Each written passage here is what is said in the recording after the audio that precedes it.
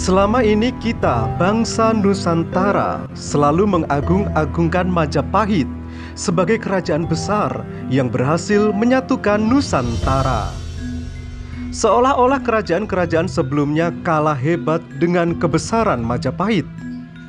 Namun, kali ini kita mengajak Anda untuk melihat hal tersebut dari sisi yang berbeda. Kebesaran nama Majapahit yang konon menjadi penguasa terhebat di Nusantara harus didukung dengan bukti-bukti ilmiah yang ada, terlebih bukti fisik peninggalan dari kerajaan Majapahit itu sendiri. Kita sebagai generasi muda masih belum terpuaskan dengan cerita sejarah yang minim bukti fisik.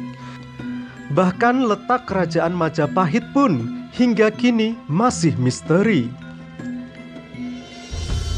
Beberapa peninggalan peradaban kerajaan Majapahit seperti Kitab Negara Kertagama karangan Empu Prapanca, Kitab Sotasoma karangan Empu Tantular, Candi Tikus di Mojokerto, Candi Penataran, Candi Jabung, Gapura Bajang Ratu, dan beberapa peninggalan lain yang hingga kini masih terus digali dan diteliti.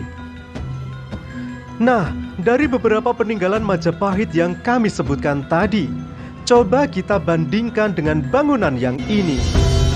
Ya, Candi Borobudur di Magelang, Jawa Tengah. Coba kita renungkan, apakah beberapa bangunan peninggalan Majapahit yang kita sebutkan tadi mampu mengalahkan kemegahan Borobudur yang pembangunannya jauh sebelum Majapahit? Jika dilihat dari material bahan bangunannya saja sudah jauh berbeda. Borobudur tersusun dari batu andesit, sedangkan sebagian besar bangunan karya Majapahit tersusun dari bata merah. Bahkan keagungan Candi Borobudur sampai tersohor hingga ke penjuru dunia sebagai mahakarya Nusantara yang tiada duanya.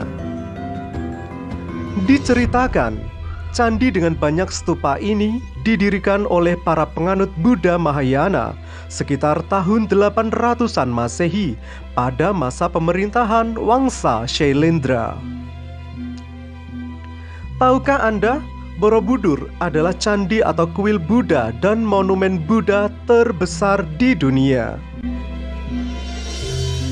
Dari bukti fisik ini menjadi bukti bahwa Mataram kuno tidak kalah hebat dari Majapahit. Jika kita mengenal Majapahit sebagai kerajaan besar yang telah melakukan perjalanan ekspedisi ke luar Nusantara, justru di masa Mataram kuno sudah terlebih dahulu melakukannya dengan melancarkan aneksasi ke luar Jawa hingga di wilayah Melayu, Kemir, Keling, Tiongkok, dan Kahuripan. Terdapat sumber dari Arab yang ditulis Sulaiman dalam perjalanannya ke India dan Tiongkok pada 851 Masehi menyebutkan Sribuza atau Sriwijaya dan daerah Kalah atau semenanjung Tanah Melayu sebagai daerah Jawa atau Medang atau Mataram kuno. Bahkan dari sebuah prasasti yang ditemukan di negara Kamboja menyebutkan penyerangan oleh pasukan yang datang dari Jawa.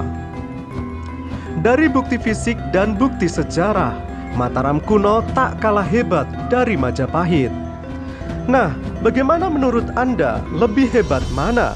Mataram kuno ataukah Majapahit? Tuliskan pendapat Anda di kolom komentar.